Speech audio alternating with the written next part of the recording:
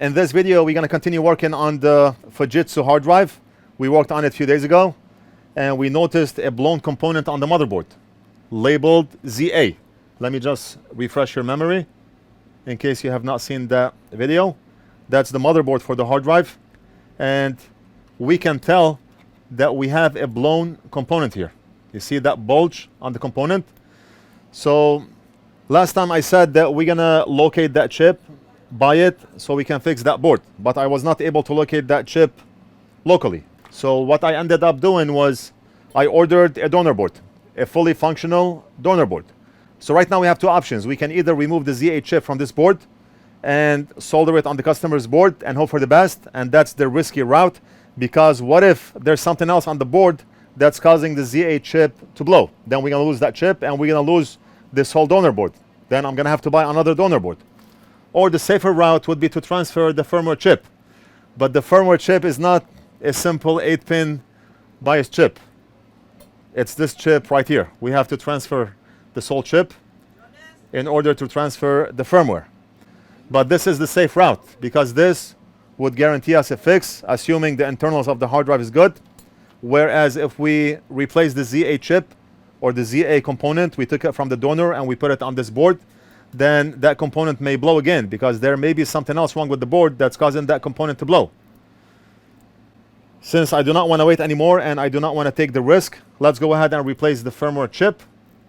And maybe it would be more interesting for you to watch how we transfer that chip from one board to another. Let's do it. So right now the first thing I want to do is label the customer's chip so we do not confuse it with the donor chip. I'm going to put O for original right here. And now we cannot confuse it with the donor chip. Let's apply some flux to help with the flow of solder. Right now we are desoldering the original chip, and we're going to transfer that chip over to the donor board, assuming the donor board that we got is functional as the user stated. I bought this board off eBay, and you know eBay. If somebody has anything, they tell you it was tested. How is that person going to test that board if it's functional or not? He probably took it from a hard drive that does not work, and in the listing he wrote tested. Let's hope that's true. We have no other option.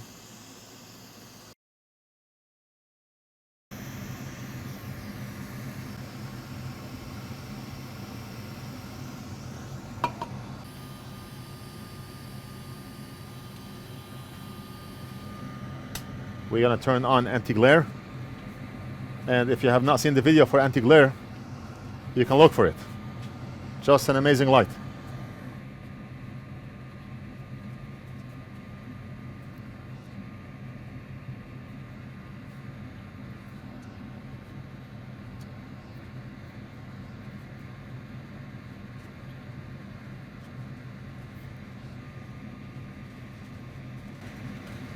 And we're good. We just applied solder to all the pins. Let me just go over them one more time. Those pins are tiny, and there's only so much solder that you can apply to them. You cannot force more solder on those pins. They only hold a certain amount of solder.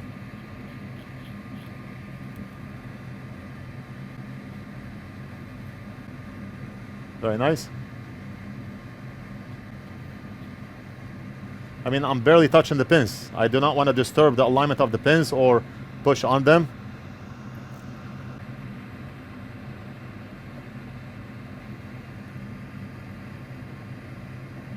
Barely touching. And we're good. Now, if we switch back the light, you can tell that we have solder on every pin. All right, so we have two boards. We have the donor board, and we have the original board. We already removed the chip from the original board, and I have the chip right in front of me. We do not want to lose it, because if we did lose it, it's game over. We cannot get that chip anymore. We cannot get the firmware on that chip anymore.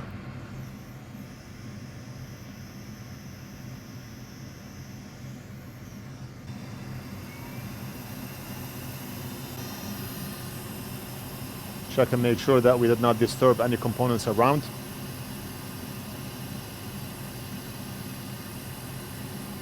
and everything is perfect.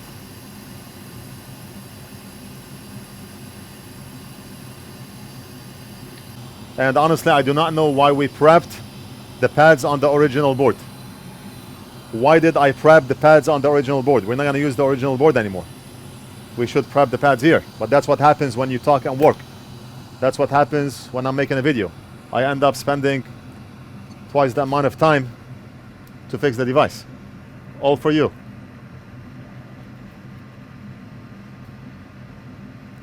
And some of you still find it hard to click on that subscribe button, or to click on that like button, or to click on that share button. Let's grab the original chip. And we're gonna align it right here.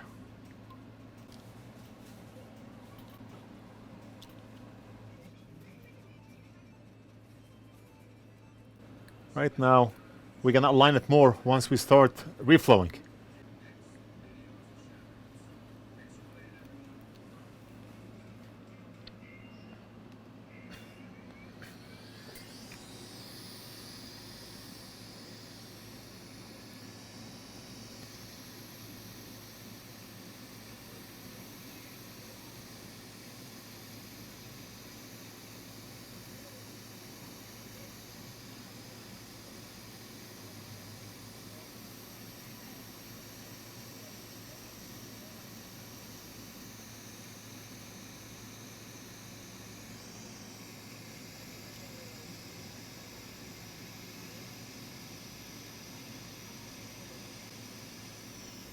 Right now, all we have to do is push down on the chip.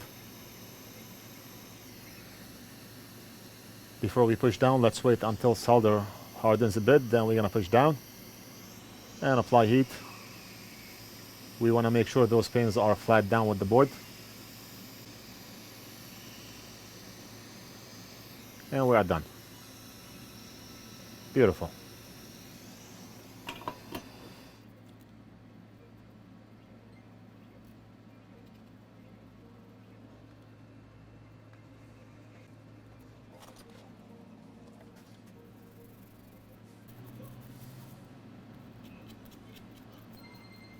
So let's go ahead and do the solid test.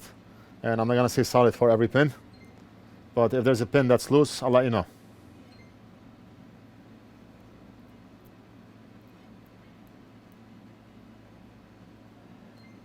And just look at this. Every single pin is perfect, aligned perfectly,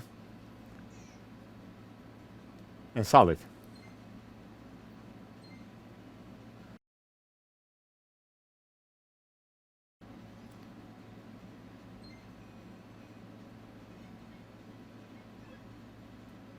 Wow. Every single pin.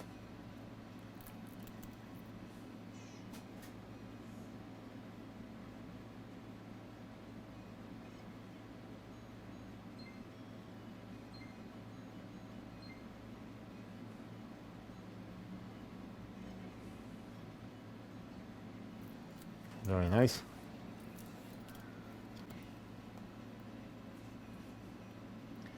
We'll do one more side after this one.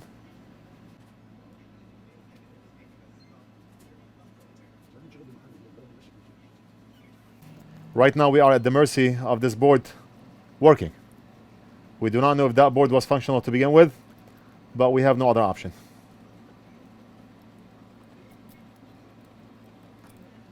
Okay, so let's put the board on the drive.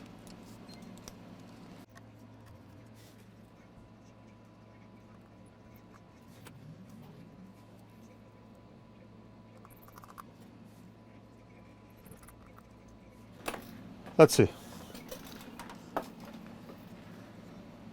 Hopefully the drive will work. I hear a hissing sound, but not a spin.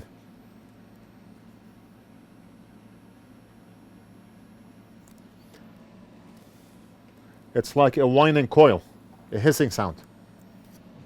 And I do not see any files.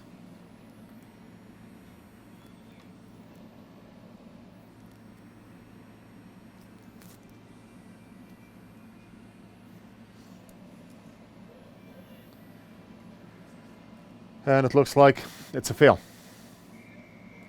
Maybe the board is bad to begin with. Who knows?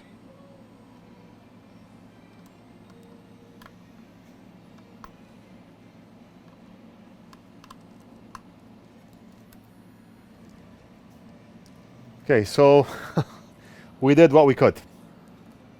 We got a whole donor board, we transferred the firmware, and there's nothing else that we can do. Right now I hear a weird whining sound, like a coil whine or hiss. It could be that the hard drive has a mechanical problem. But we're gonna call it off. We did 2 videos on this one. The first time when we detected the faulty ZA chip, and today replacing the board and the firmware chip. So there's nothing more that I can do for this one. And we have 6,666,000 devices that we need to fix. So we are done with this drive. And I hope it was a learning experience for you watching how the chip was transferred. I hope you enjoyed this video. Don't forget to like and subscribe, leave a comment if you have any questions, and we'll do something else in the next video.